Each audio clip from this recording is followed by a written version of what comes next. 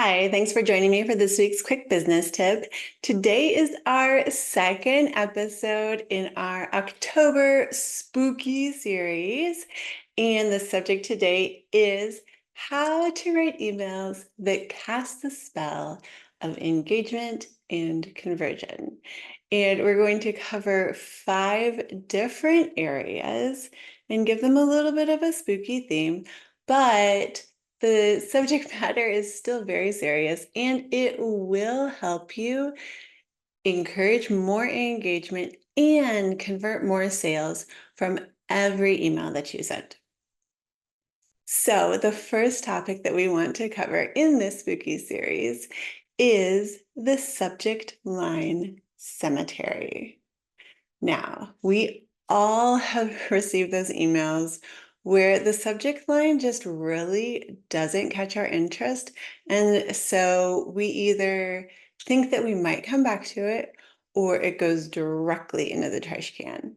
So you really do want to spend some time, not hours, but spend some thoughtful time to create a 1 or 2 very short sentences that will captivate your audience.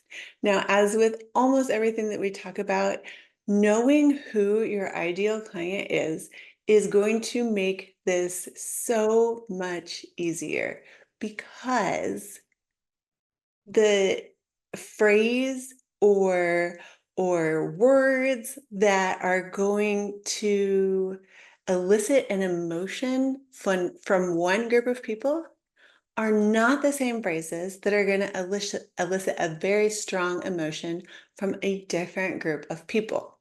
And it is that a very strong emotion or curiosity that is going to get people to at least open your email for a couple seconds and see if what you have is valuable to them. One of the tools that I use for writing subject lines that are, just it's just sort of something to check my subject lines with and also to potentially get some better ideas when I'm having one of those just like brain freeze, can't think kind of days. So I like to use subjectlines.com. It is a free tool. Actually, no, I don't, that is not it. It's subjectline.com. I'm so sorry. So subjectlinesingular.com. It is a free tool. It will evaluate and score your subject line and then kind of give you some other ideas. Now, I have found that especially when a subject line scores at 80% or above, the subject line suggestions aren't fantastic. However, when it's just one of those like, I can't think kind of days, it's a nice tool to have. And there's also that little like, jolt of ego feeding when, I get an 85 or an 89 on my subject lines. And I'm like, okay, good. Like it wasn't just me that thought this was great, like somebody else does too. So that's always a good thing to keep in mind. So take a minute. Don't look at the subject line of your emails as something that is just throwaway. It really is important, and it's what is going to determine whether or not majority of your emails are going to get opened or not. Now, the second topic that we're going to cover today is the content clowns. What we want to do with content is we want to create something that really resonates with people. We want to create that content that makes people feel like you've been looking through their journals, maybe reading their mind. You really understand the problem that they're working with, and you, in your content, explain to them in a way that evokes trust, that you can solve this problem for them. And it's very important when you're writing this content to avoid that business jargon stuff that we all know that we talk about, right? So marketers talk a lot about KPIs and ROAS and all of these other things that most of my clients don't really understand. Um, they certainly are not using them in their day-to-day conversations. And everybody has those phrases, whether it comes to realtors talking about contingencies and amendments, or if you're a contractor and you're talking about different trades, your ideal customer is probably not using that type of vocabulary when they're talking to their friends. So what you want to do is you want to write the same way that you would speak to your customer and try to keep that jargon and that technical speak out of it. You really want to speak to them on their level in a way that they're going to understand very, very easily. Because even if your ideal customer understands contingencies, if it's not something that they just immediately get the same way you immediately get, you're going to want to use other words or just like change the way that you're talking about it, so that they're not having to think about a lot of the stuff that you're saying in the email. Now, one of my favorite stories is not really Halloween specific. It's much, much more Christmas. But remember, and I forget the guy's name now, but he was visited by the ghost of Christmas past and the ghost of Christmas future. So our third thing that we're talking about today is the ghost of missing CTAs. And these are your call to action. You always want your email to have a point to it. What do you want the person to do? Now, this can be as direct as schedule a call with me or buy this thing now. But it can also be something else. It can be, hey, have you checked out my podcast?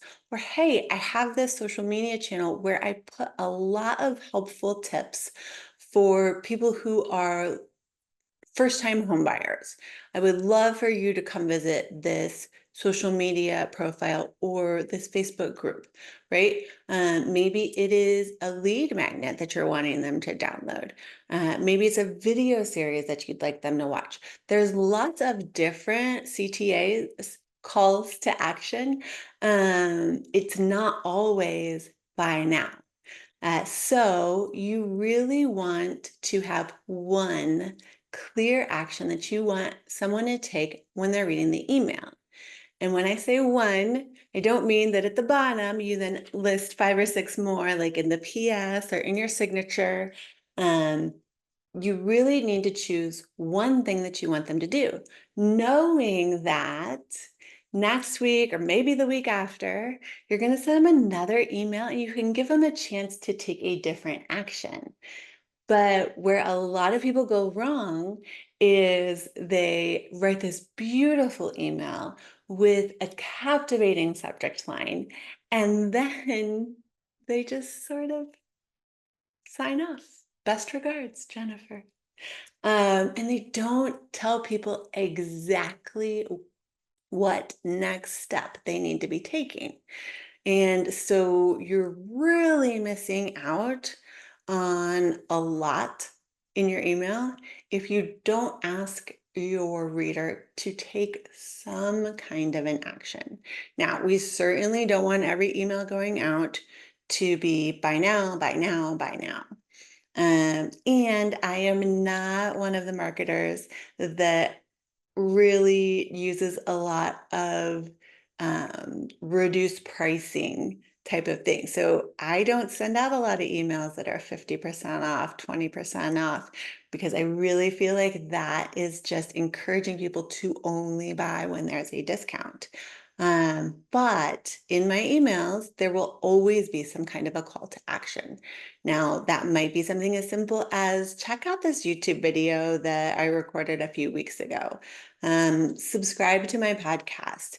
And every once in a while, it is sign up for this webinar series, sign up for a mastermind, sign up for a free strategy session with me, something along those lines. So we certainly want this to be some action that is taken, but it doesn't always have to be them exchanging money for something that you want to sell. So we've covered the subject line cemetery, the content clowns, the ghost of CTA's missed. And now we're moving on to the skeletons of segmentation. Now, segmentation is one of those really big words that marketers like to use that is really just telling you to break your email database down into groups of people so that you can speak directly to the people that are in that segment. So I work with a lot of contractors, and if we have a remodeler that works on kitchen remodels, bathroom remodels, finishes a basement, we could easily have 3 clear segments. 4th, if we want to add on home additions, then we have another segment for past clients. We want to make sure that we're sending out emails asking them to send us referrals, seeing how things are going since their recent update to their house, things like that, right? So these are all just very easy segments. Now, there are some times where we might want to send to everybody in the database. And then there are other emails that we want to send specifically to the people who have shown some interest in remodeling their kitchen. The holiday season's coming up. You might be thinking about how are you going to host Thanksgiving dinner in this very unusual kitchen that you have, or how proud of your kitchen are you going to be at Thanksgiving? Wouldn't it be amazing if we gave it a little zhuzh, updated the cabinets and the countertops, and really made it amazing so that you could show it off to all your friends and family at Thanksgiving? We're not going to send that email out to people who have shown interest in their bathrooms. We want to send that email only to the people who have shown interest in upgrading their kitchen. And so that is why we want to use segmentation. It works the same if you're a realtor. You have first-time home buyers, you have move-up home buyers, you have empty nesters, and then you have people that are just looking to sell. Maybe they've decided that, I'm sick of home ownership. I want to, just go back to an apartment where everything's basically taken care of for me. I just want out. And so we have lots of different segments that we can send different types of emails to. The last subject that we're going to talk about today is the automation zombie, because let's face it, a lot of times we are sleepwalking through areas of our business that can be automated. And the one easily automated area is email sequences. By using a CRM to send out emails on a time released basis, you are better able to nurture the leads, build relationships without having to have some weird checklist and just many, many more things on your to-do list. Because even if you're using templates and you're going in and you're saying, okay, so these 5 people reached out about kitchen remodels last week. I have this kitchen remodel checklist email over here. Grab these emails, copy this template, paste the emails into the template, send off the 5 emails. Like just the adding that one group of people to your weekly to-do list is costing you so much time when you add it up day to day by the end of the year. So if you can just take the leads that are coming in about kitchens, drop them in to like a warm lead nurture sequence and wait for them to take some kind of action, because sales cycles are longer right now. And so maybe you used to just call them back up, send someone out, give them an estimate, book the job, we're done, right? This all might happen in 2 or 3 weeks.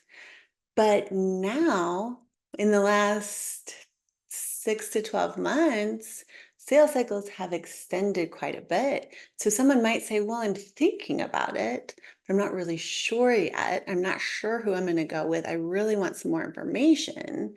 And then if you can just drop them into this bucket, and this bucket every week will drip them out a little email, and you will stay top of mind. You'll be giving them so much value.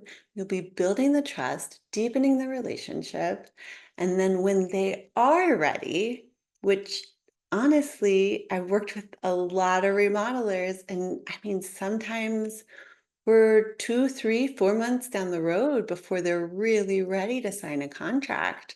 Wouldn't it be nice to have something like that set up? Because when people are forced to do it manually, they might get 2 or 3 follow-ups in, and then they're done. They think, look, if they haven't pulled the trigger by now, they're not going to. The reality is that in the current market, you need 8 or 9 follow-ups before someone's really ready to make a purchase. And it can be up to 15 follow-ups. And the crazy part of it is that if you hang in there and you get to 15, the percentage of people buying goes up exponentially. But if you're stopping after 2 or 3, you might get 5% of those people to buy. Where if you can get to the 15, we're talking like 75%. So again, these emails are not like, hey, still here. Are you thinking about that proposal that you may or may not be interested in? It's not that kind of an email. It's something that's really going to make you stand out as an expert. You're going to provide them value. You're going to provide them information that makes you look like the most trustworthy remodeler in town. Sending them testimonials that you have from past customers is a great thing to add to your email sequence. But the automation is what takes it completely off your plate, makes it so seamless that I have customers that come to me after I set up an automation, and they're like, oh my gosh, I forgot about this. Like, I forgot this person was a lead, and now they're ready to make a purchase. So it's wonderful when you're able to set that up. So what I want you guys to do is to please avoid all of the spooky scaries that come with writing emails, and truly cast the spell of engagement and conversion as you're writing them. One action that you can take today that doesn't cost you a single cent is to go to subjectline.com. I did not create this website. I'm not affiliated with it in any way. It is a free website. I heard about it on a different podcast and I have used it myself. Go to subjectline.com. They will grade your subject lines for you. They will help you create some better subject lines if you need to. And it is one super, super easy way that you can start creating more engagement with the emails that you're sending.